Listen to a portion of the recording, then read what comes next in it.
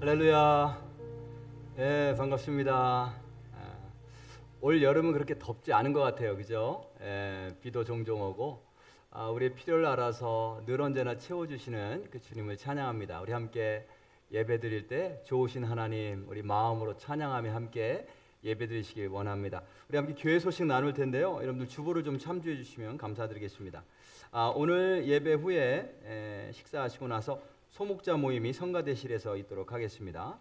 그리고 점심 식사 후에 저쪽 교육관 내일부터 바닥 공사가 있어요. 내일부터 카펫으로 깔고 타일도 깔고 하는데 그걸 위해서 그 가구들을 좀 옮겨야 된다고 합니다. 큰 가구들은 없어요. 적은 가구들인데 책들 좀 하고, 근데 좀 손들이 좀 필요합니다. 그래서 여러분들이 식사하시고 나서 좀 도와주실 분들은 우리 프랭크 형제님께서 인도하실 텐데 그 인도하에 좀 한두 개씩이라도 좀 도와주시면 굉장히 큰 도움이 될 것입니다.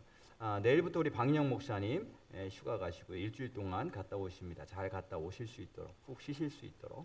여름에 수고 많이 하셨는데 여러분들이 또 이렇게 기도해 주시고 격려해 주시면 감사드리겠습니다. 다음 주일은 태국에서 선교 활동하시는 정태영 선교사님, 홍성주 선교사님 네 분이 저희 교회 방문하셔서 함께 선교 보고도 해주시고 말씀도 전해주십니다. 그래서 11시에 전교 연합 예배를 드리도록 하겠습니다. 그래서 1시에 있었던 Unstoppable Worship은 잊지 않고 그냥 다 11시에 함께 예배 드리는 것으로 그렇게 하겠습니다. 2번으로 내려가 보시면 거기 서부 아프리카 단기 선교에 대한 안내가 있습니다. 지난 주일날 저희들이 일정을 결정을 했어요. 그래서 11월 3일 주일날 오후 5시 20분 비행기로 베냉으로 출발하는 것을 결정을 했습니다. 그리고 돌아오는 것은 그 다음 주 토요일 날 6시 32분 비행기로 이제 도착하는 것으로 임시적으로 이렇게 결정을 했습니다. 장소는 먼저 베냉으로 가서 일주일 동안 사역하고요.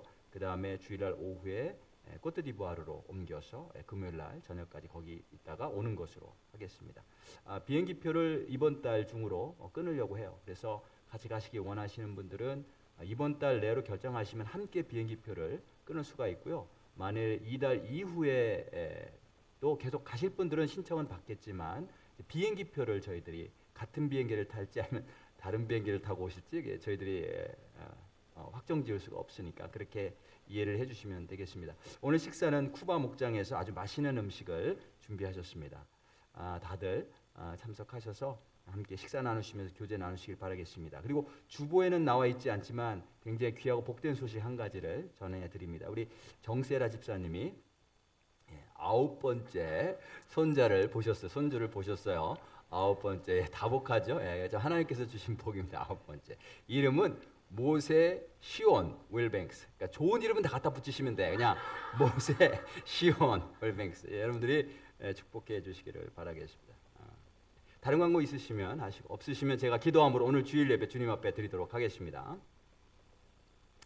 하나님 아버지 감사합니다. 오늘 귀한 날 허락하시고 이렇게 사랑하는 백성들 주님 앞에 다 모여서 함께 예배드리게 하시니 감사합니다. 이 시간을 하나님이 특별히 복 주시는 줄로 믿습니다. 한 사람도 빠짐없이 주님을 만나는 시간 되게 도와 주옵소서. Father, we have come to you to worship you, to beat you. Be with us, please, as we worship you, be glorified. In Jesus' name we pray. Amen. 가난하신 분들은 일어나서 하나님께 찬양 드리겠습니다.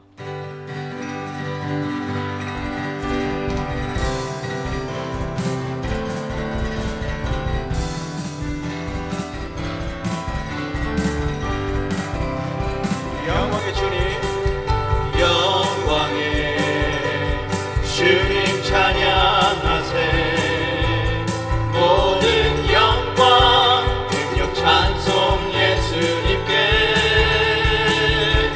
영광의 주님,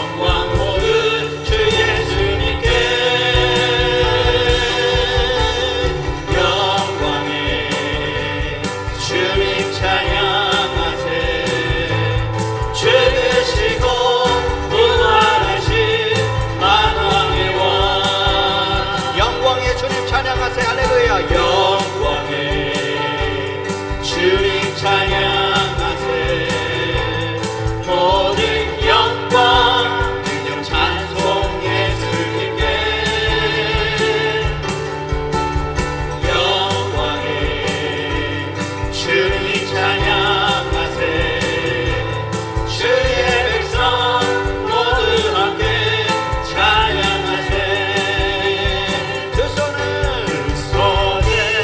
높이 들고 주 이름 찬양 존귀와 영광 모두 주 예수님께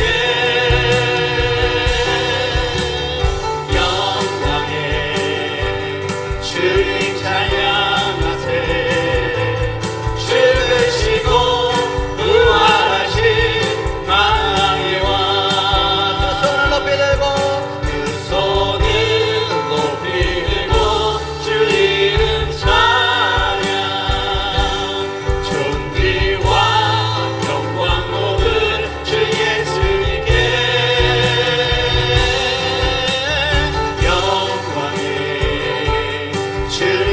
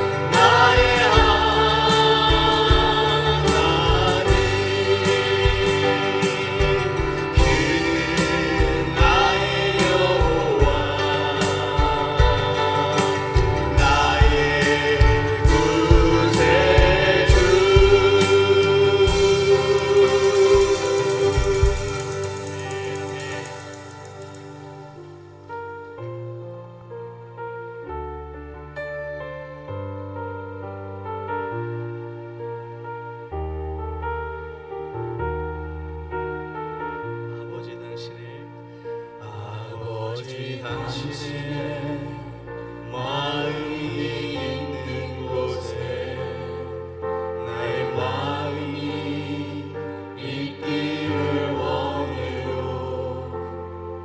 아버지 당신의 눈물이 고인 곳에 나의 눈물이 고이길 원해요. 아버지 당신이 바라보는 영혼에게 나의 두 눈이 향하길 원해요. 아버지 당신이 울고 있는 어두운 땅에 나의 두 발이 향하길 원해요. 나의 마음이 아버지의 마음아 내 모든 뜻 아버지의 뜻이 될 수 있기를 나의 온 몸이 아버지의 마음아 내 모든 삶 당신의 삶 되기를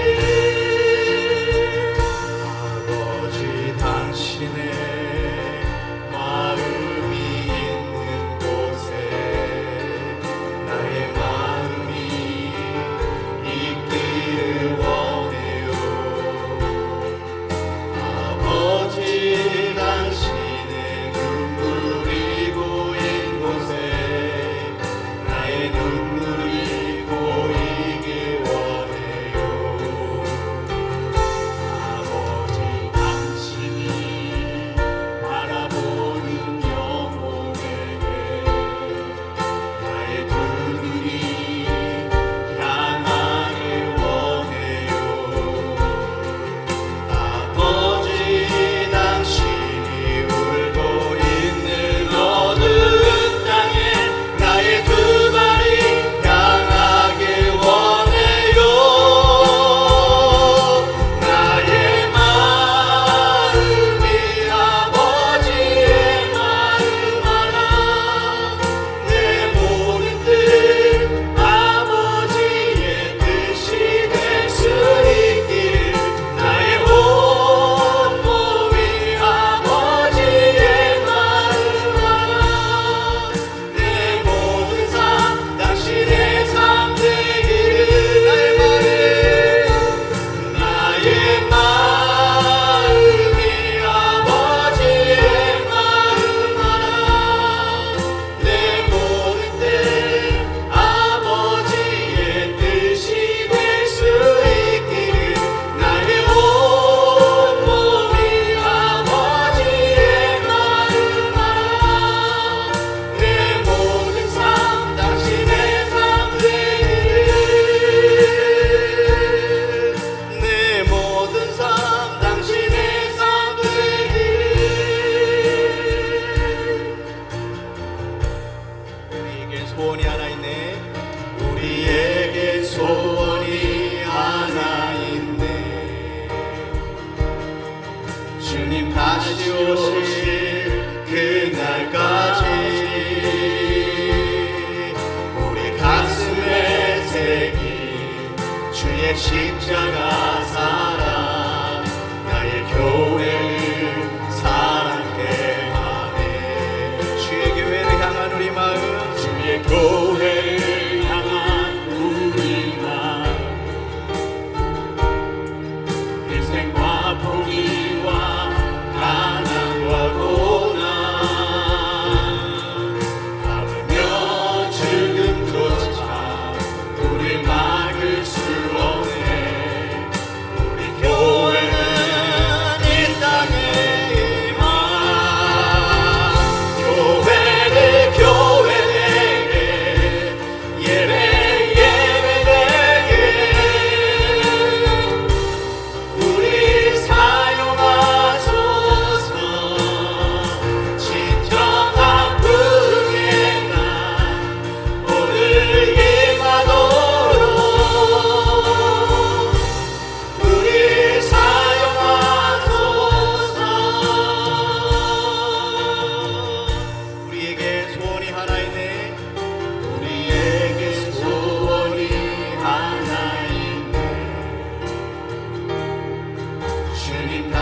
다시 오실 그날까지 우리 가슴에 새긴 주의 십자가 사랑 나의 교회를 사랑해 하네 주의 교회를 향한 우리 마음 희생과 포기와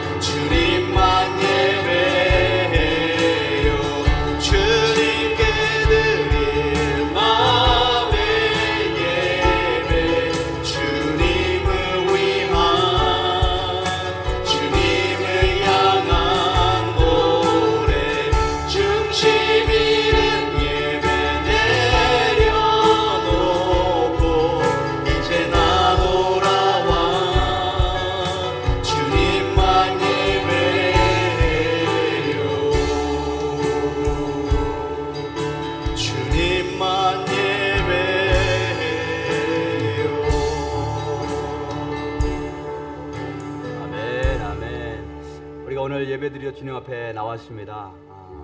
마음이 중요합니다. The heart is important for our worship. God loves us with all His heart.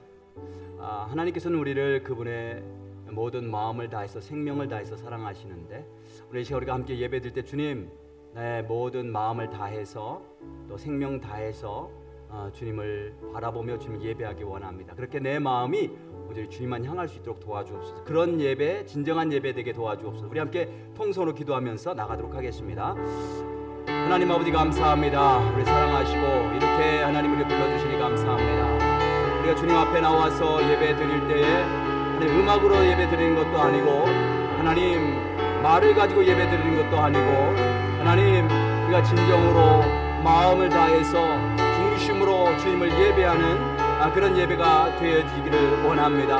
하나님 아버지 그렇게 우리의 마음을 준비하고 주님을 향하기를 원하오니 성령님 이 시간에 역사하시고 주장하셔서 우리의 마음이 온전히 주님만 향할 수 있도록 하나님 아버지 축복하여 주시옵소서. 하나님 받으시고 기뻐하시는 예배 되게 하시고 진정으로 드리는 예배, 성령 안에서 진실로 드리는 예배 될 수 있도록 이 시간을 축복하여 주시옵소서. 하나님 감사합니다. 우리가 이 시간 주님 앞에 나올 때에 하나님께서 우리에게 베풀어 주신 그 은혜를 하나님 한 주간 동안 채워주신 그 은혜를 기억하며 나왔습니다. 그리고 적은 물질이지만 주님 앞에 드립니다. 이 물질을 받아주시기를 원합니다. 하나님 받으시고 주님 나라 위하여 사용하시고 영혼들을 구하는 귀한 일을 위해서 주님이 친히 사용하여 주시기를 원합니다. 이제 주의 말씀 듣기를 원합니다. 하나님의 음성이 들리는 시간 되게 도와주시고 주님이 말씀하실 때 주께서 내게 말씀하신 것을 붙잡고 우리의 삶이 변화되고 복받는 그런 귀한 시간 될 수 있도록 이 시간을 축복해 주옵소서. 예수님의 이름으로 기도드렸습니다. 아멘. 자, 우리 함께 옆에 분들 뒤에 분들 보시면서 축복하며 인사합니다. 환영합니다. 오늘도 잘 오셨습니다. 오늘도 많은 은혜 받으시길 원합니다. 축복합니다. 예, 감사합니다. 자, 오늘 귀한 우리 또 형제 같은데요. 와서 함께 예배를 드리고 있습니다. 우리 기쁨으로 환영해 줬으면 좋겠습니다. 우리 올리비아의 친구인데요. 케이든 아마도라고 하는 친구인데요. 저 뒤에 와 있습니다. 예, 환영합니다. 웰컴. 웰컴. 반갑습니다. 자, 이제 오늘 이 시간에 우리 함께 은혜 받으실 말씀은 열왕기하 13장 14절부터 보겠습니다. 14절부터 21절까지만 보겠습니다. 열왕기하 13장 14절부터 우리 21절까지만 함께 읽겠습니다. 다 찾으신 분들 일어나셔서 함께 교독하시는데 열왕기하 13장 14절부터 제가 한 절 읽고 성도님들 읽으십니다. 엘리사가 죽을 병이 들매 이스라엘의 왕 요아스가 그에게로 내려와 자기의 얼굴에 눈물을 흘리며 이르되 내 아버지여 내 아버지여 이스라엘의 병거와 마병이여 하매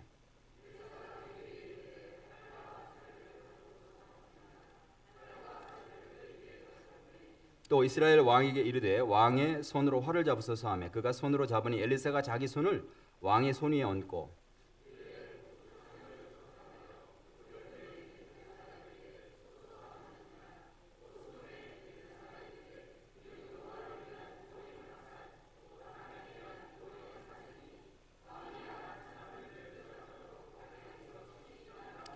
또 이르되 화살들을 집으소서. 곧 집음에 엘리사가 또 이스라엘 왕에게 이르되 땅을 치소서 하는지라. 이에 3번 치고 그친지라.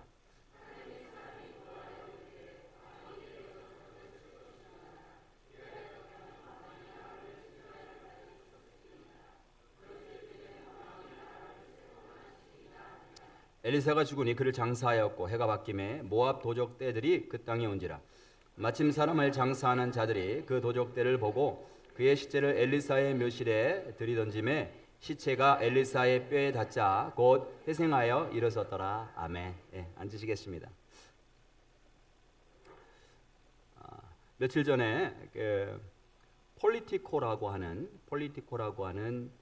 그 전자신문이 있습니다. 전자신문. 정치적인 그런 기사를 다루는 그런 신문인데 그 기사에 이런 제목의 기사가 났습니다. A changed Trump? 퀘스천 마크하고요. Some allies detect an existential shift after the shooting. 이런 기사가 나와. 이런 제목의 기사가 나왔어요. 무슨 뜻이냐면 트럼프가 변했대. 진짜 완전히 변했대. 이런 제목이에요. 정치적인 어떤 의도는 아무것도 없습니다. There's no any political implication. 오케이. 기사 내용은 뭐냐면 지난 13일 날 그 펜실베니아에서 트럼프 전 대통령이 연설할 때 총에 맞았죠. 그죠? 총이 원래 이렇게 와서 뒷머리를 맞추게 되어 있는데 그 순간에 살짝 이렇게 돌리면서 여기 귀에 위에를 맞추고 지나갔어요.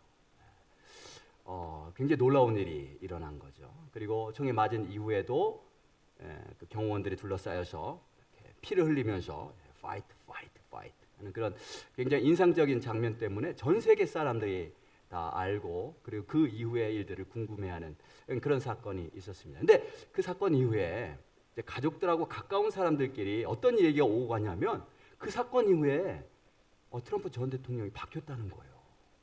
어떻게 바뀌었냐면 가까운 사람들의 그 표현을 따르자면 emotional, 굉장히 감성적이 됐대요. 그리고 serene, 굉장히 침착해졌대요. even spiritual, 심지어는 영적으로 변했다는 거예요. 또 어떤 사람은 이렇게 표현해요. The humility in the biblical sense. 성경적인 의미로 표현하자면 굉장히 겸손해졌다는 거예요. 연설 내용도 다 바꾸면서 원래는 상대방을 이렇게 막 비난하고 비판하고 공격해야 되는데 그게 아니고 유니티를 강조하고 사람들이 이제 바뀌었다고 트럼프 전 대통령이 그 총격 사건 이후로 사람이 변했다고 이런 이야기를 하기 시작을 했어요. 그래서 이제 어떤 사람들은 일시적인 것일 것이다. 그다음에 정치적인 그런 변화일 것이다. 이제 이렇게 이야기를 하고요. 어떤 사람들은 아니야. 사람이 죽을 뻔하다 살아났으면 변할 수도 있어. 그러면서 이제 그 기사가 뭐라고 이렇게 이야기를 하냐면 이런 표현을 해요. The question is, 질문은 뭐냐면 궁금한 건 뭐냐면 how long it lasts, 얼마나 오랫동안 이게 지속될 거냐. 이게 이제 궁금하다. 이제 이런 기사였어요. 기사. 사람이 죽을 뻔하다가 살아나면 변할 수가 있습니다. 저도 아주 어릴 때 죽을 뻔했는데 죽었어야 될 사람인데 지금까지 살 수 없었던 사람인데 하나님의 은혜로 살아났고요. 제 아내도 아주 젊은 시절에 20대에 죽을 뻔했다가 살아났죠. 우리 성도님들 가운데도 많은 분들이 죽을 뻔한 사고나 질병으로 죽을 뻔했다가 이제 살아나신 분들이 계실 줄로 믿습니다. 사람들이 죽을 뻔하다 살아나면 변화될 수 있어요. 변할 수 있어요. 왜냐하면 자기 인생에 대해서 생각하게 되거든요. 그래서 삶의 태도가 바뀌고요. 그다음에 삶의 목표가 바뀔 수가 있습니다. 겸손해지죠. 내가 언제까지나 살 줄 알고 막 살았는데 한순간에 내가 죽을 수 있구나. 그러면 이제 겸손해지고 하나님의 은혜로 내가 지금 살고 있구나 이걸 깨달아 알게 되는 거예요. 그러니까 태도가 바뀌게 되죠. 그다음에 삶의 목표가 바뀔 수가 있어요. 내가 지금까지 헛된 것을 쫓으면서 그렇게 아둥바둥하면서 살았구나. 그렇게 살 필요 없었는데 이제는 남은 인생 참된 가치를 참된 목표를 가지고 살아야 되겠다 하고 삶의 목표가 바뀔 수가 있는 거예요. 오늘 우리가 함께 엘리사의 죽음에 대해서 함께 이야기를 나눠보려고 합니다. 엘리사의 죽음에 대한 이야기가 오늘 본문에 나오는데요. 이 말씀을 통해서 우리는 지금 잘 살고 있나? 잘 살고 있나? 그리고 나의 삶의 목표는 제대로 되어 있는가? 이것을 한번 확인하는 그런 시간을 갖도록 하겠습니다. 자, 먼저 14절 한번 보시면요. 엘리사가 병이 듭니다. 병이 드는데 뭐라고 표현하냐면 엘리사가 병이 들면 이렇게 하지 않고요. 뭐라고 표현해요? 죽을 병이 들면. 병이 들었는데 이게 회복되기를 기다렸을 텐데 회복되지 않고 그 병 때문에 죽습니다. 아니, 엘리사가 어떤 사람이에요? 그냥 능력의 사람이거든요. 능력의 사람. 문둥병자 나아만도 고쳤고요. 죽은 수넴 여인의 아들도 살렸고요. 능력의 사람인데 정작 본인은 병이 들었는데 자기 병을 고치지 못하고 그냥 그 병 때문에 죽습니다. 조금 의아해하죠. 의아하죠. 근데 저는 이 내용을 이렇게 보면서 한편으로는 굉장히 큰 위로를 받게 됩니다. 주의 일을 하면 열심히 하면 사람들이 어떻게 기대하냐면 하나님이 복을 주셔서 건강하게 살고 잘 살고 성공하고 잘 될 것이다 이렇게 보통 기대를 하죠. 그러다가 무슨 사고나 질병이 걸리면 혹시 무슨 잘못을 했나 이렇게 생각을 하게 되는데 오늘 본문에 보니까 엘리사 무슨 잘못을 해서 죽을 병에 걸린 건 아니죠. 그러니까 하나님의 사람들도 열심히 주의를 하는 사람들도 사고를 당할 수가 있고 병에 걸릴 수가 있고 죽을 수가 있구나 이것을 우리가 알게 돼요. 그러니까 위로가 됩니다. 한편으로는. 그 다음에 엘리사가 이 병 때문에 죽는 이 모습은 누구와 비교가 되냐면 그의 스승인 엘리야와 비교가 됩니다. 엘리야는 죽을 때 어떻게 죽었죠? 죽음을 보지 않고 회오리 바람으로 공중으로 승천되었죠. 그리고 엘리사는 그 승천하는 것을 보고 스승이 승천하는 것을 볼 때에 영감을 영적인 능력을 2배나 받았잖아요. 그죠? 그러니까 좀 이상한 거예요. 자기 스승은 회오리 바람으로 하늘로 들림 받았고 올라가고 승천을 했고 2배나 영감을 받았다면 뭐 그 비슷한 그런 어떤 그보다도 또 어떤 놀라운 그런 일들 사건들을 통해서 이 세상을 떠나는 장면을 우리가 기대할 수 있을 텐데 그렇지 않고 그냥 병에 걸려서 그걸 그냥 죽어버렸단 말이죠. 이걸 우리가 어떻게 이해를 해야 될까? 엘리야와 엘리사의 관계는 예수님과 제자들과의 관계를 상징합니다. 그것을 미리 알려줍니다. 엘리야가 스승, 엘리사가 제자, 예수님이 스승, 그리고 그의 제자들, 12사도를 비롯한 제자들이 있었죠. 예수님은 죽으셨지만 부활하셨고 하늘로 승천하셨습니다. 예수님께서 제자들을 향해서 뭐라고 말씀하셨냐면 엘리사가 엘리야의 2배의 영감을 받은 것처럼 너희는 나보다 더 큰 일을 할 거야 이렇게 말씀하셨어요. 근데 실제로 사도 베드로가 성령 받고 나서 한 번 설교할 때에 즉시로 3,000명이 구원받고 침례를 받았어요. 이거는 예수님도 하지 않으셨던 일이에요. 그리고 예수님 그냥 팔레스타인 지역에서만 활동하셨는데 이 제자들은 성령 받고 나서 예루살렘, 사마리아, 유다 그리고 땅끝까지 이르러 그 바운더리를 넘어서서 세계 곳곳으로 다니면서 복음을 전했어요. 이것도 예수님이 하시지 않으셨던 일이죠. 그러니까 예수님보다 더 큰 일을 하신 게 맞죠. 근데 예수님은 죽임 당하시고 나서 부활하셨어요. 그리고 영광스럽게 승천하셨단 말이죠. 근데 제자들은 어떻게 했어요? 제자들은 대부분이 다 복음을 증거하다가 핍박받고 순교당했어요. 부활하거나 하늘로 승천한 사람은 한 사람도 없단 말이죠. 이게 어떻게 된 일일까? 이 엘리야가 하늘로 승천하고 예수님이 부활하신 다음에 승천한 이 모습은 왜 우리에게 알려주셨는가? 이 모습을 이거는 마지막 날 예수님이 재림하실 때에 우리가 그와 같이 몸이 부활해서 영광 가운데 하나님께 들림 받을 것을 말씀해 주시는 거예요. 그래서 제자들이 핍박받아 죽었지만 죽으면서 누구를 생각했을까요? 예수님의 부활과 승천을 생각하면서 우리도 나중에 예수님처럼 저렇게 영광스러운 몸으로 다시 살아날 거야. 이런 믿음으로 죽었을 거란 말이죠. 엘리사도 마찬가지죠. 그가 죽을 때 누구를 생각했을까요? 스승 엘리야를 생각했을 거예요. 나의 영혼도 하나님께서 스승 엘리야처럼 영광 가운데 나를 영접해 주실 것이다. 이런 믿음으로 죽었을 것이라고 저는 믿습니다. 우리는 마지막에 대해서 걱정할 필요 없어요. 하나님께서 책임져 주십니다. 우리의 마지막은 하나님이 책임져 주십니다. 문제는 뭐냐면 이 땅에서 우리가 어떻게 사느냐예요. 이 땅에서 우리가 어떤 삶의 태도를 가지고 어떤 삶의 목표를 가지고 사느냐. 그게 중요한 거죠. 자, 여기 엘리사가 죽을 병에 들어요. 이제 좀 있으면 죽을 거예요. 병들어 죽습니다. 그때 이스라엘 왕이 14절 계속해서 읽어보시면 이스라엘 왕이야. 왕이 달려옵니다. 왕이. 굉장하죠. 지금 엘리사가 엄청난 신분인 거예요. 왕이 왕 요아스가 그에게로 내려와서 자기의 얼굴에 눈물을 흘리며 뭐냐면 눈물을 주룩주룩 흘렸다는 주룩주룩. 그냥 눈가에 눈물이 맺힌 게 아니라 눈물이 주룩주룩 흐를 정도로 그렇게 슬퍼했던 거예요. 그러면서 뭐라고 말을 하냐면 굉장히 익숙한 표현을 말합니다. 내 아버지여, 내 아버지여, 이스라엘의 병거와 마병이여. 자, 이거 이전에 한번 나왔던 표현이에요. 혹시 어디서 이 표현이 나오는지 기억하세요? 내 아버지여, 내 아버지여, 이스라엘의 병거와 마병이여. 똑같은 표현이 지금 반복되는데 언제 이게 처음 나왔냐면 엘리야가 승천할 때 그 승천한 엘리야를 보면서 엘리사가 했던 말이에요. 내 아버지여, 내 아버지여, 이스라엘의 병거와 마병. 똑같은 말을 했어요. 똑같은 말을 여기서 표현했다는 것은 뭐냐면 기록했다는 얘기는 뭐냐면 엘리사도 엘리야처럼 그렇게 잘 살았다는 거예요. 충성스럽게 잘 살았다는 거죠. 이 땅에서 하나님으로부터 인정받을 수 있는 그런 삶을 마지막까지 잘 살고 갔다는 거예요. 엘리야처럼. 그 다음에 여기 이스라엘의 병거와 마병이요 그랬는데 이 병거와 마병이라고 하는 뜻은 뭐냐면 이스라엘을 보호하고 지킨 사람은 왕이 아니라는 거죠. 왕이나 다른 군사가 아니었다는 거예요. 누가 실제적으로 하나님의 백성들 이스라엘을 지키고 보호했는가 하면 엘리사가 지켰다는 거죠. 하나님께서 지키셨는데 엘리사를 통해서 하나님의 말씀을 통해서 하나님의 백성들을 지키시고 보호하셨다는 거예요. 그래서 엘리사가 평생 한 일이 뭐냐? 그의 사역이 뭐냐? 이스라엘의 병거와 마병이 되는 거였죠. 이스라엘 백성들을 지키고 보호하고 살리는 일, 그 일을 엘리사가 평생 동안으로 했다라고 하는 것을 이 표현을 통해서 우리가 알 수 있게 됩니다. 우리가 어떻게 살아야 될까요? 삶의 목표가 굉장히 많죠. 사람들마다 다 다릅니다. 각자 나는 어떻게 살아야 될까? 무엇을 목표로 살아야 될까? 사람마다 다르고 굉장히 다양합니다. 오늘 본문에 보니까 엘리사는 어떤 삶의 목표를 두고 마지막까지 살았는가 하면 하나님의 백성들의 병거와 마병이 됩니다. 하나님의 백성들을 위해서 싸우고 하나님의 백성들을 보호하고 하나님의 백성들을 지키고 하나님의 백성들을 살리는 그 일을 하면서 살았다는 거예요. 왜요?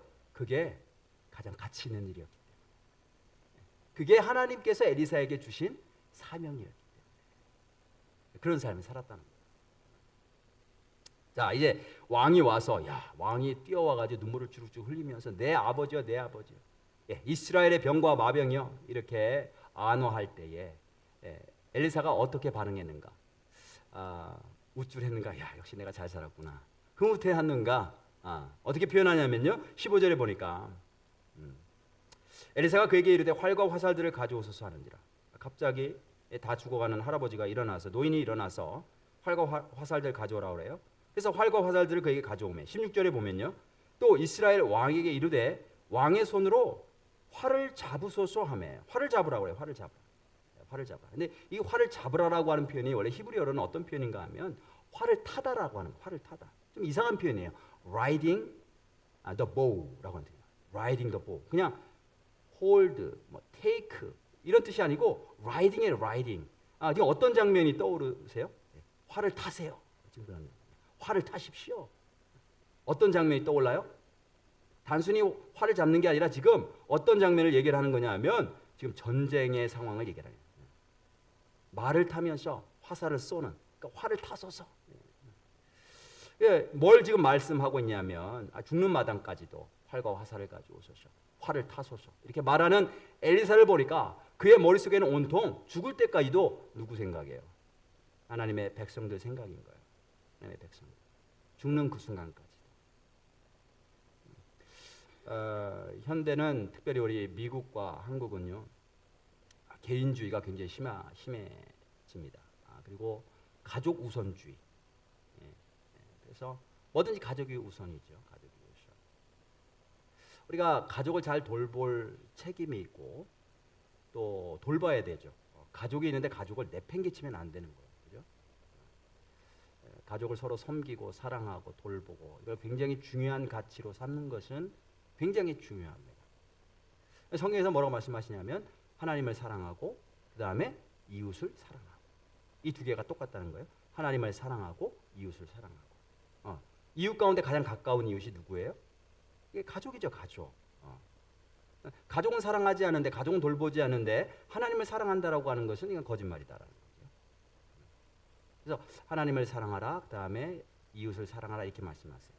그런데 순서가 중요해요. 순서가. 이웃을 사랑하라, 하나님을 사랑하라 이렇게 하시지 않고 먼저 하나님을 사랑하라, 그리고 이웃을 사랑하라 이렇게 말씀하고 있어요. 가족이 중요하고 가족이 하나님께서 주신 선물임이 틀림이 없지만 가족을 사랑하라 그리고 하나님 사랑하라 이렇게 하시지 않고 하나님이 먼저 하나님 사랑하고 가족 사랑해야 돼. 이렇게 순서를 정해 주셨어요. 왜 그렇게 하셨을까요? 왜 그렇게 하셨을까요? 왜 하나님을 먼저 사랑해야 된다고 말씀하실까요? 내가 가족을 사랑하고 가족을 돌보고 가족을 책임져야 되는 것은 맞지만 실제로 내가 가족을 책임질 수 있나요? 내 능력으로 가족을 보호할 수 있나요? 내 능력으로 가족이 행복하게, 내 자녀와 내 배우자가 행복하게 살 수 있도록 만들 수 있나요? 저는 우리 막내 아이가 태어나서 일주일 만에 심장 수술을 했어요. 그리고 1년 있다 또 다시 심장 수술을 두 번째 이렇게 합니다. 근데 그러면서 그 수술실에 실려가는 우리 아이를 보면서 저는 그때 진작에 깨달았어요. 내가 내 아이를 결코 책임질 수 없구나. 내가 아버지지만 내가 아무리 노력한다고 해서 내 아이를 책임질 수 있는 게 아니구나. 이거는 전적으로 하나님 손에 달려 있구나. 그래서 하나님 사랑이 먼저라고 하는 얘기는 뭐냐면 이웃을 사랑하지 말라는 얘기가 아니고 가족을 사랑하지 말라는 얘기가 아니고 먼저 하나님 사랑하는 일이 될 때에 하나님이 가족을 책임져 주시는 것을 경험하게 된다는 거예요. 우리가 하나님을 사랑한다는 건 뭐냐면 우리 가족의 행복은 하나님 손에 달려 있어. 이걸 고백하는 거예요. 진짜 하나님, 진짜 가족을 사랑한다면, 진짜 가족을 위한다면 뭐가 우선이 돼야 되냐면 하나님 사랑이 먼저 우선이 돼야 돼요. 왜냐하면 하나님이 가족을 책임져 주시기 때문에. 근데 만일 우리가 그게 아니고 내 힘으로 한번 해보겠습니다. 하나님 일보다는 나는 가족이 먼저입니다. 그리고 가족을 먼저, 가족 일을 먼저 추구한다면 하나님이 어떻게 하시냐면 그래? 그럼 그렇게 한번 해봐. 오케이. 그렇게 하신단 말이에요. 하나님 인격적이신 분이시기 때문에. 근데 내 힘으로 하다 보면 가족이 잘 돼가나요? 아브라함이 100세의 아이를 낳았어요. 100세. 야, 얼마나 사랑스럽겠어요. 그 아이가 everything. 그 아이가 전부죠. 이삭이 전부예요. 그에게 전부였을 거예요. 근데 하나님이 어느 날 그에게 이삭을 번제로 드려라 이렇게 명령하세요. 하나님의 말씀이 있고 이삭을 사랑하는 아버지의 마음이 있어요. 어떤 게 우선이어야 될까요? 우리가 같으면 당연히 이삭을 사랑하고 먼저 그 생명이 우선이라고 생각해요. 근데 아브라함은 평생 살아가면서 하나님에 대해서 배웠어요. 하나님이 어떤 분이신지. 나는 도저히 아이를 가질 수 없는 그런 사람인데 100세의 아이를 주셨어요. 이거는 하나님이 주신 거예요. 하나님이. 그래서 아브라함이 어떻게 결단하냐면 하나님의 말씀 따르기로 결정합니다. 그 어떻게 그런 일을 할 수 있을까? 근데 아브라함은 그런 믿음이 있었어요. 하나님 말씀이 우선. 그래서 이삭을 번제로 드리려고 했죠. 근데 하나님께서 그 모든 것을 결국 막으시고 이삭을 보호하시고 살려주셨을 뿐만이 아니라 아브라함이 죽은 다음에도 이삭을 책임져 주시는데 아브라함이 죽은 다음에 어떻게 자기가 자기 자식을 책임질 수 있겠어요? 근데 하나님은 하나님의 말씀을 우선으로 삼았던 아브라함, 그가 죽은 다음에도 그 이삭을 책임져 주시는데 창세기 26장에 보면 뭐라고 말씀하시냐면 100배나 복을 받았대. 100배나 이삭이 복을 받았더라. 하나님 복을 주신 거죠. 누가 우리의 인생을 책임져 주시냐? 하나님이 책임져 주세요. 우리 가족을 누가 책임져 주시나? 하나님이 책임져 주신단 말이에요. 그래서 우리가 하나님 먼저 사랑하고 하나님을 먼저 신뢰하고 그분이 말씀하실 때 이게 나와 그리고 우리 모든 가족들, 우리 모든 이웃들의 복을 위해서 이게 먼저 중요하기 때문에 나에게 말씀하시는구나. 이걸 믿고 먼저 하나님의 말씀대로 순종해야 되는 이유가 거기에 있습니다. 엘리사는 죽을 때까지요. 죽을 때까지 하나님 말씀이 먼저였어요. 하나님이 주신 사명이 먼저였어요. 하나님 백성들이 잘 돼야 다른 것들도 다 평안한 거예요. 그렇죠?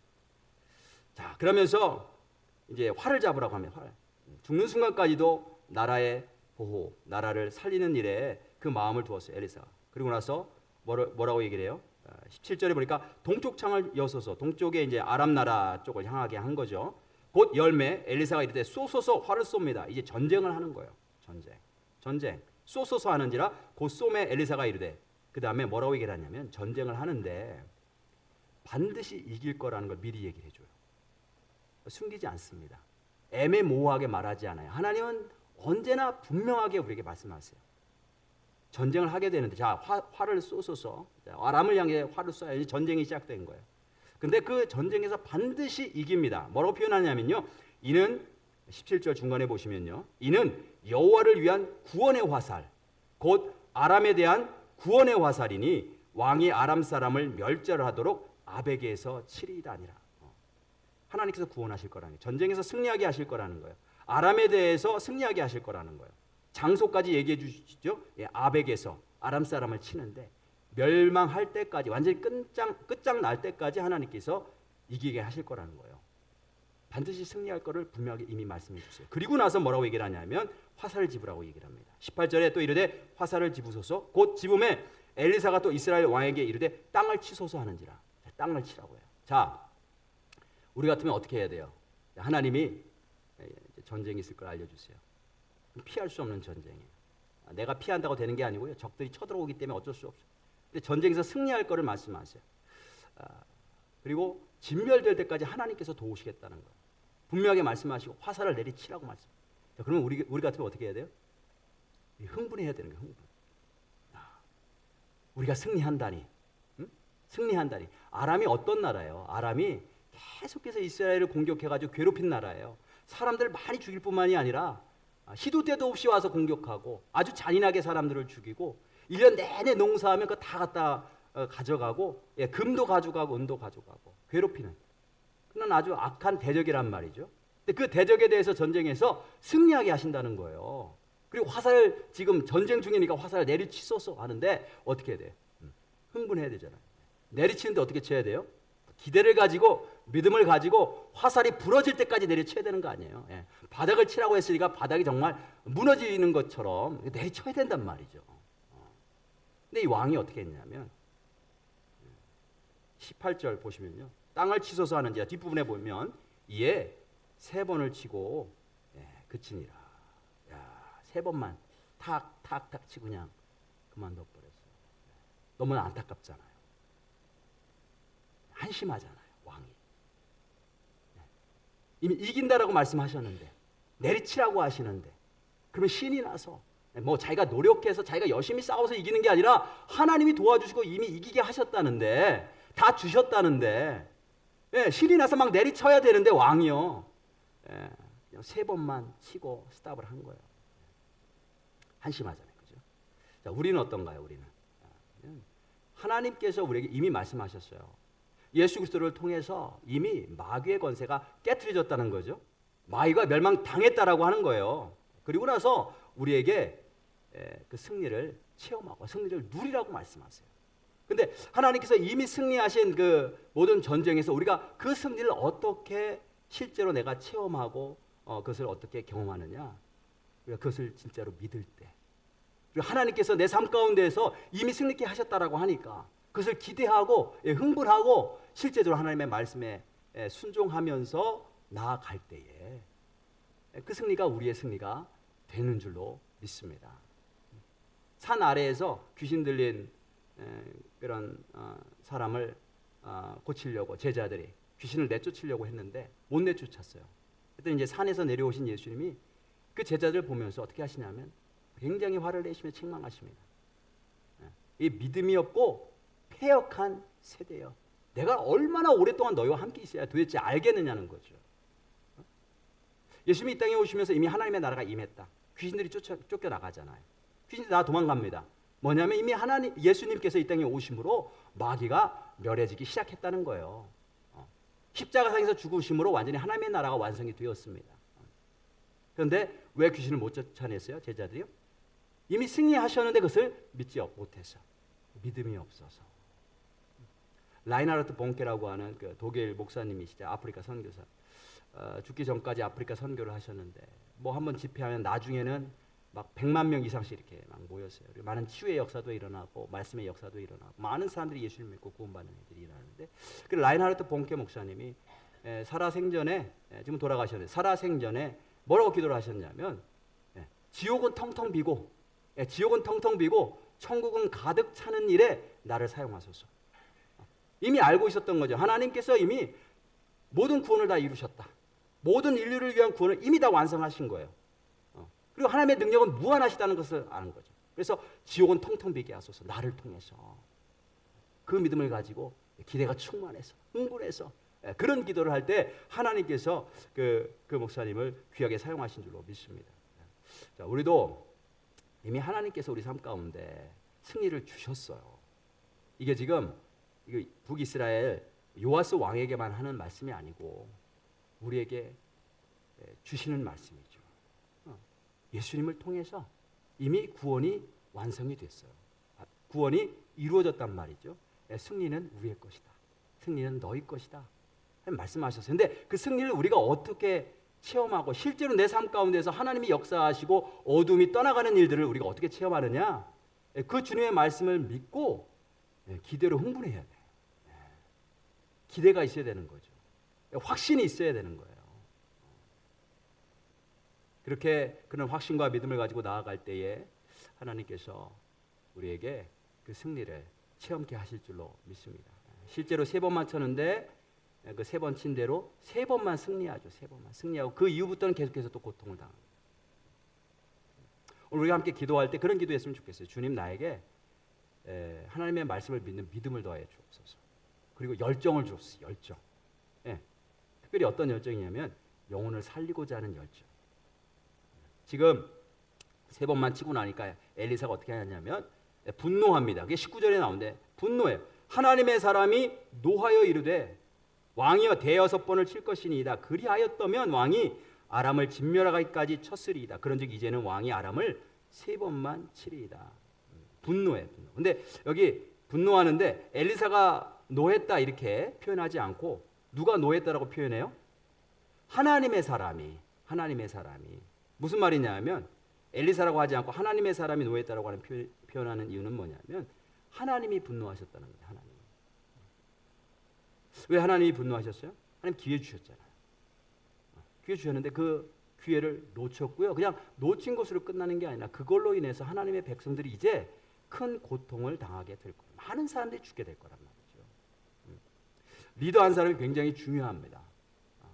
리더 한 사람이 어떻게 결정하느냐에 따라서 그 공동체의 운명이 결정되는 거예요. 리더 한 사람이 어떠한 믿음을 갖고 있느냐에 따라 그 공동체의 운명이 결정됩니다. 리더가 된다. 함께 끌고 가면 인도하면 되는 거예요.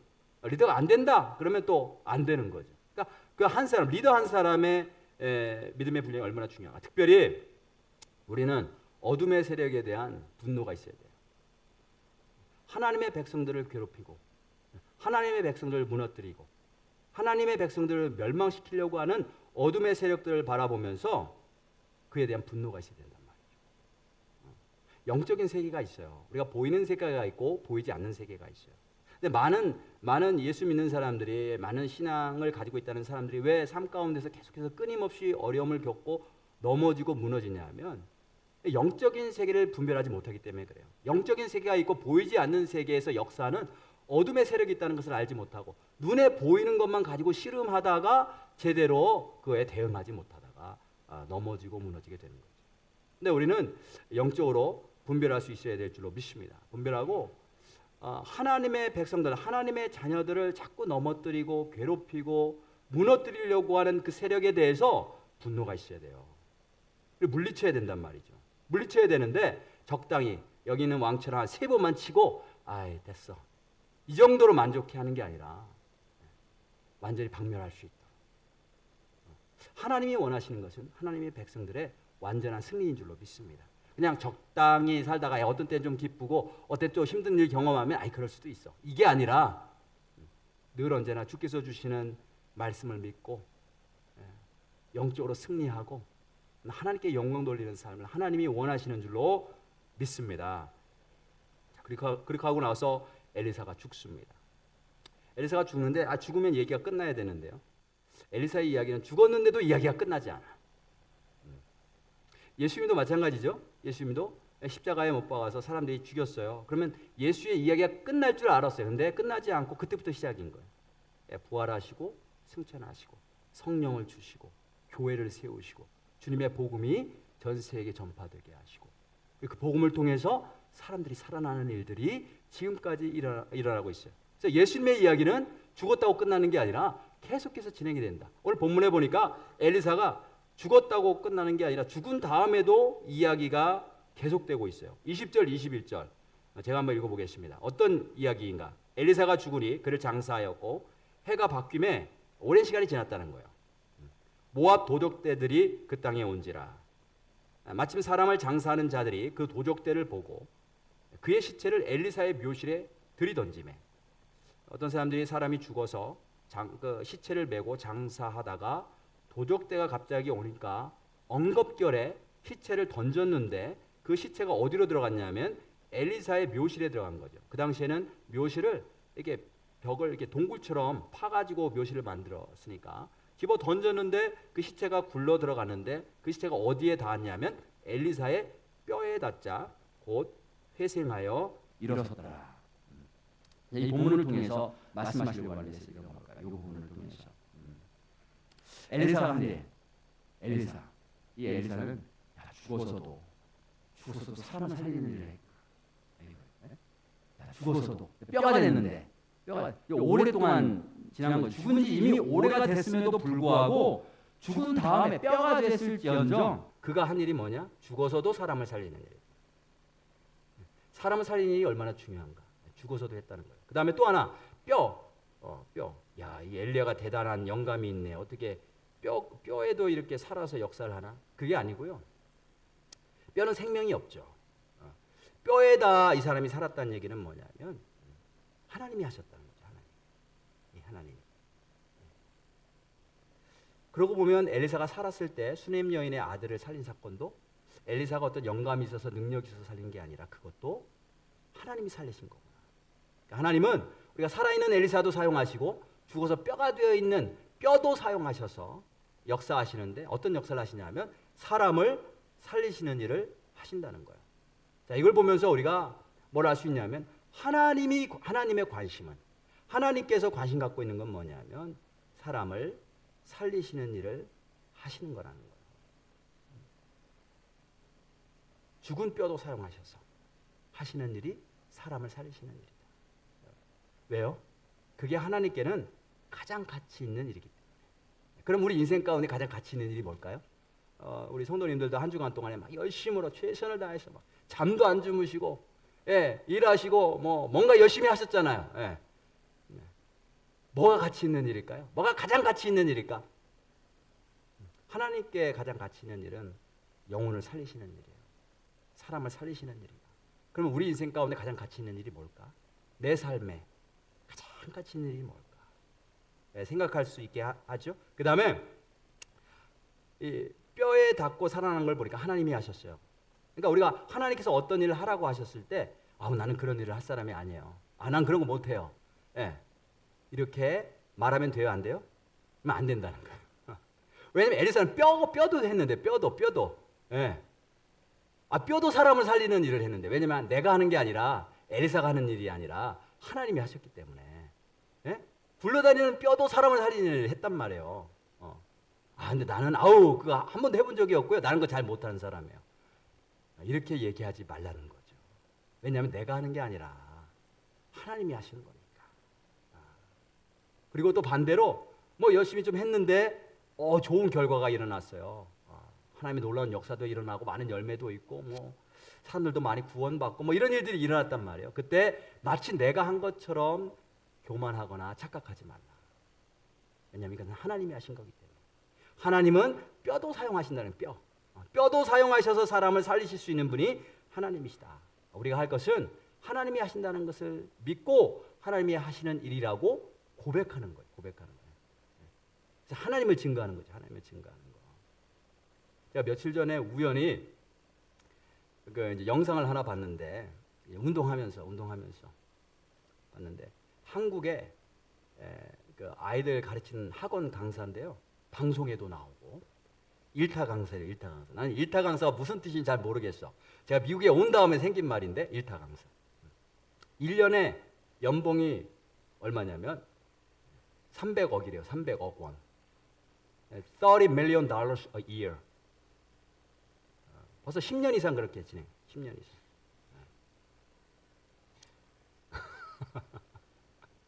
1타 강사 300억 원, $30 million 1년에 그냥 버는 거예요.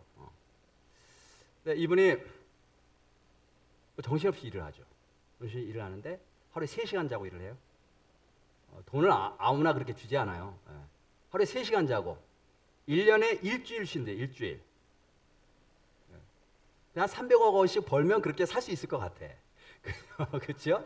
누가 300억 원 3시간씩 자고 300억 원 준다면 그렇게 할 수도 있을 것 같은데. 근데 어느 날 그렇게 배가 아프더래요. 근데 일이 있으니까 1년에 40권씩 책을 써야 되고 애들 교재를 40권을 만들어야 돼. 매년. 근데 이게 일이 있으니까 참고 병원도 안 가고 하다가 결국 쓰러졌어. 가서 병원에 가봤더니 속에 맹장이 터져서 이게 이제 속에 인펙션이 생긴 거죠. 인펙션이 생겼는데 속을 열어보니까 피와 고름이 가득하더라고요. 그러면서 의사가 아니 어떻게 그렇게 살 수 있느냐. 당신 죽을 수 있다. 실제로 죽을 뻔해가지고요.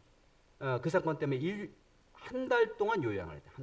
한 달 동안 요양하면서 기적적으로 살아난 거예요. 죽을 뻔했다 살아났잖아요. 하루 3시간씩만 자고 자기 지금 잘 산다고 생각을 하고 살아왔는데 죽을 뻔하다가 살아났어. 그러나서 이 사람이 변했을까요? 안 변했을까요? 네, 변했어요. 변했어. 네, 죽으려고 하다가 살아나면 변해야 돼. 변해야 돼. 변했는데 삶의 태도가 바뀌었어요. 아, 내가 3시간씩 자고 이렇게 살 게 아니구나. 충분히 자야 되겠다. 충분히. 일주일 내내 일할 필요 없다. 3일만 일하는데 그 이후로 3일만 일하고 그 어떤 것도 건강보다 더 중요한 것은 없다라고 이 사람이 강연을 하면서 다녀요. 가장 중요한 게 건강이다. 태도가 바뀌었어. 근데 삶의 목표는 똑같아. 삶의 목표는 뭐냐?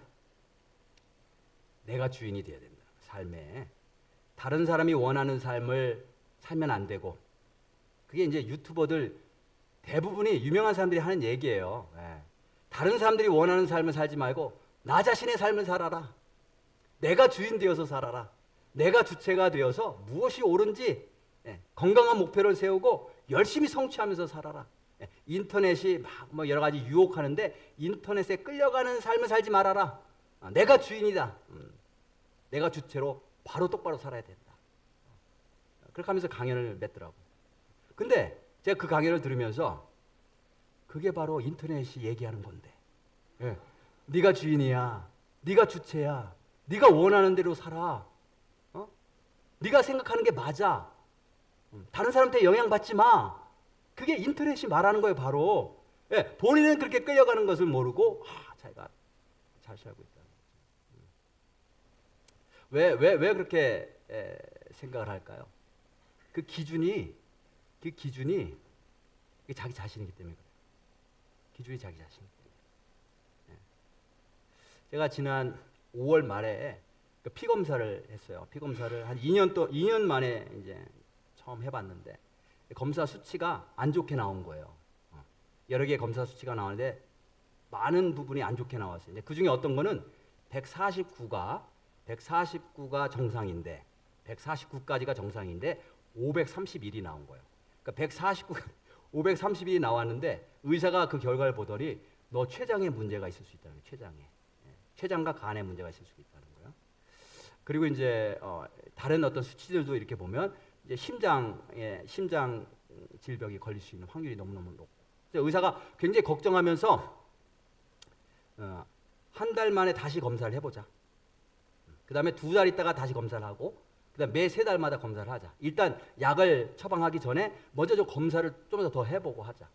그래서 제가 그 이야기를 듣고 그 이야기를 이제 피 검사하고 2주 만에 의사를 만나서 듣고 2주 있다 다시 피 검사를 한다고 하길래 노력을 했죠. 먹는 것도 노력을 하고 그 다음에 운동도 좀 더 하고 그러면서 먹는 거를 좀 조심을 했는데 제가 그동안 너무 막 먹었더라고요. 너무 막 먹었어. 그냥 뭐 튀김도 먹고 뭐 단 것도 먹고 그냥 막 나는 괜찮겠지. 그게 먹었던 거예요. 실제로 뭐 몸에 큰 문제가 생긴 것도 아니고 나는 괜찮겠지. 그리고 보니까 잠이 문제가 잠이 중요하더라고요. 잠이. 제가 보통 한 4시간, 뭐 5시간을 못 자 한 4시간씩 이렇게 잤는데 늘 언제 좀 피곤했어요. 근데 수면이 굉장히 중요하더라고요. 최소한 6시간은 자야 된다. 그래서 이제 잠도 제가 가능하면 그 시간을 맞추려고 노력하고. 우리가 이제 2주가 지나서 다시 피를 뽑았는데 피 검사를 했는데 수치가 좋아졌어요. 확 떨어지더라고. 확. 2주 동안 조심했는데. 자, 제가 왜 몸이 안 좋은지, 왜 몸이 큰일 날 뻔했는지 제가 어떻게 알았을까요? 피 검사를 해보고, 그 기준을 보니까 건강한 사람들은 요 수치 149까지가 건강해. 근데 나는 513이야. 근데 실제적으로 내 몸은 그렇게 큰 문제라고 느끼지 않았거든요. 근데 그 수치를 보니까 내가 문제인 거예요. 내가 잘못 살고 있었던 거예요. 잘못 먹고 있었고, 그걸 알게 된 거죠. 그리고 나서 제가 나름대로 이렇게 변하려고 노력을 합니다. 그 기준에 따라서. 그 기준, 그 숫자 아래로 내려가도록 하려고. 우리가 이 땅 살아가는데, 그죠? 우린 잘 살고 있다고 생각을 해요. 근데 어쩌면 우리 안에 피고름이 가득 차서 죽어가는지도 모르지. 그냥 눈앞에 내가 원하는 것, 내가 목적으로 삼는 것, 내가 옳다고 생각하는 것 쫓아가는데 정신없이 가는데 나는 잘 살고 있다고 생각을 해. 근데 실제로는 그게 아닐 수가 있을 수 있다는 거죠. 내 안에 피고름이 가득 찰 수 있다. 근데 그 기준이 어떤 것을 기준으로 우리가 내가 잘 살고 있고 내 목표가 바른지 어떻게 알 수 있느냐? 하나님께서 우리에게 기준을 주셨는 줄로 믿습니다. 그 기준이 하나님의 말씀이거든요. 말씀. 그러니까 내가 기준이 되면 나는 모른다는 거예요. 아까 300억씩 벌던 그 강사도 자기는 잘 산다라고 생각을 하는데 여전히 자기가 기준이잖아요. 자기가 기준이면 내가 잘 사는지 몰라요. 나도 내 몸이 잘 되고 있는지 내가 기준이라면 결코 알 수 없어요. 그러다가 어느 날 갑자기 쓰러지는 거예요. 우리의 기준은 하나님의 말씀이에요. 오늘 본문에 보니까 엘리사를 보니까 우리 삶의 목표가 어떻게 되야 되는지, 영혼을 살리는 게 굉장히 중요하구나. 이게 얼마나 중요하냐면 하나님께 가장 가치 있는 일인데요. 하나님이 인간의 모습이 되셔 이 땅에 오셨어요. 그리고 십자가에서 죽으시고 부활하셨단 말이에요. 왜 그렇게 하셨어요? 우리를 살리시기 위해서. 왜냐하면 그게 가장 중요한 거기 때문에. 근데 사실 우리가 모두 다 죽었다 살아난 경험이 있죠. 예수 그리스도를 믿는 사람들이라면. 예수님 안에서 내가 죄의 몸은, 옛사람은 십자가에 못 박혀서 다 죽었어요 이미. 주님 부활하실 때 믿음으로 우리도 다시 새로운 생명으로, 다시 새로운 인생으로 다시 살아난 줄로 믿습니다. 그러면 우리가 어떻게 돼야 돼요? 바뀌어야 되는 거예요. 바뀌어야 되죠. 변화가 돼야 되는 거예요. 이미 죽음을 경험했기 때문에 진짜 죽음을 경험한 사람은 변화되게 되어 있어요. 삶의 태도가 바뀌죠. 겸손해야 되고 우리가 하나님의 은혜로 하루하루 살아가는구나. 그 다음에 삶의 목표가 바뀌어야 돼요. 삶의 목표. 나는 지금 뭐를 향해서 달려오고 있나? 그게 정말 가치 있는 일일까? 마지막 하나님 앞에 섰을 때에 하나님께서 기뻐하시고 칭찬하실 만한 일일까? 아니면 하나님께서 분노하실 일일까? 안타까워서. 저와 여러분들은 부디 생명 되신 예수 그리스도로 충만하여서 영혼을 살리는 데 하나님이 기뻐하시는 하나님의 백성들을 위한 그런 복된 삶으로 삶이 재조정되실 수 있기를 주님의 이름으로 축복합니다. 자, 오늘 말씀 생각하면서 함께 찬양하고 기도하는 시간 갖도록 하겠습니다. 6월절 어린 양의 피로 나의 삶의 문이 열렸네. 저 어둠의 권세는 힘이 없네. 주 보혈의 능력으로. 이미 싸움이 끝났습니다. 우리 다 같이 일어나셔서 찬양합니다.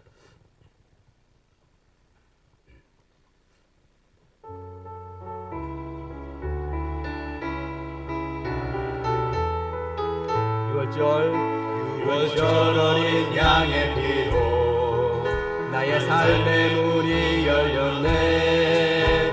저 어둠의 권세는 힘이 없네. 주 보혈의 능력으로 원수가 날 정죄할 때에도 난 의롭게 설 수 있네.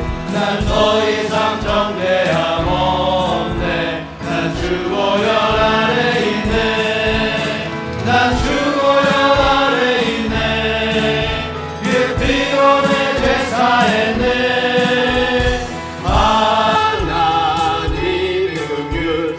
거룩게 하시었네. 난 주 보혈 아래 있네. 난 원수의 어떠한 공격에도 더 이상 넘어지지 않네. 난 주 보혈 아래 있네. 다시 한번 6월절 어린 양의 피로 나의 삶의 문이 열렸네. 저 어둠의 권세는 주 보혈의 능력으로 원수가 날 정죄할 때에도 난 의롭게 설 수 있네. 난 더 이상 정죄함 없네. 난 주 보혈 아래 있네. 난 주 보혈 아래 있네. 그 피로 내 죄 사했네.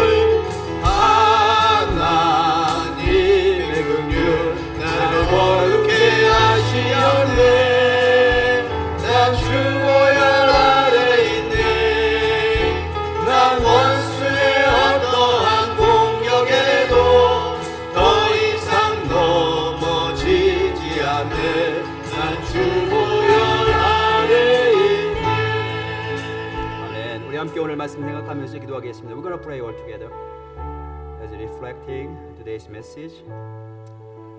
사도행전에서 이렇게 말씀하고 있습니다. 예수님께서 이 땅에 오셔서 세상을 두루 다니시면서 선한 일을 하셨는데 곧 마귀의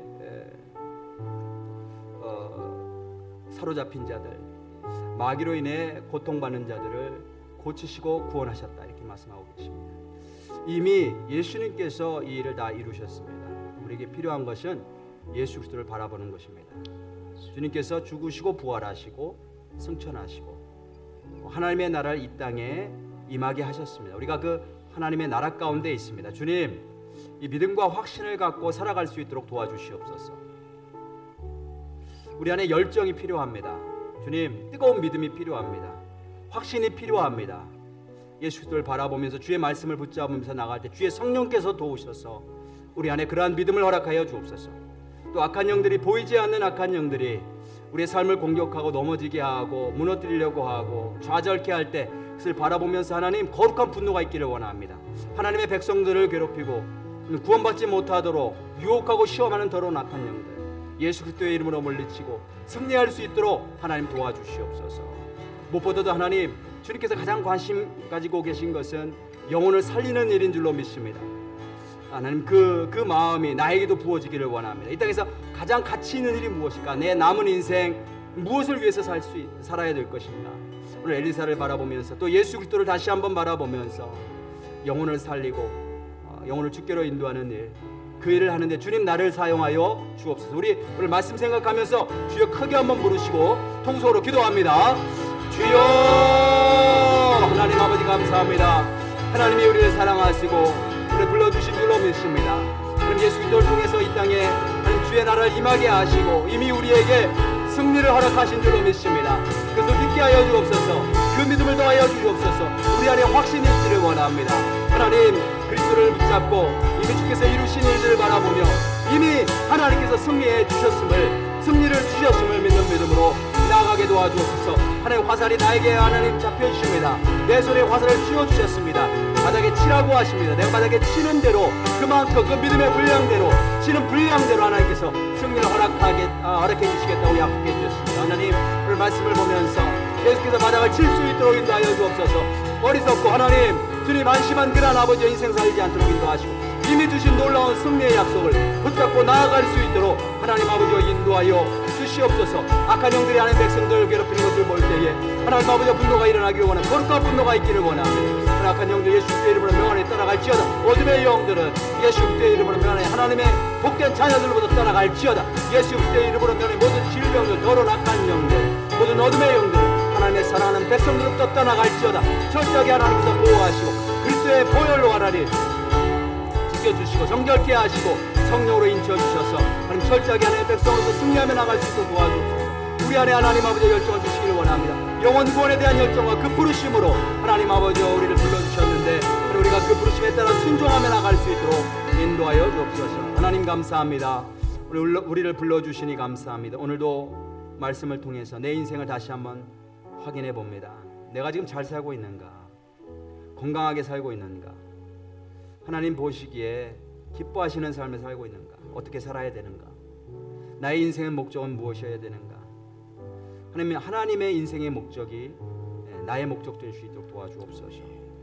영혼을 살리고 구원하는 일을 하게 하시고 우리가 서로를 바라볼 때에 하나님 앞에서의 영혼을 볼 수 있도록 도와주옵소서. Father, help us to see each one in the sight of you, your eyes. Father, use us to save the many souls.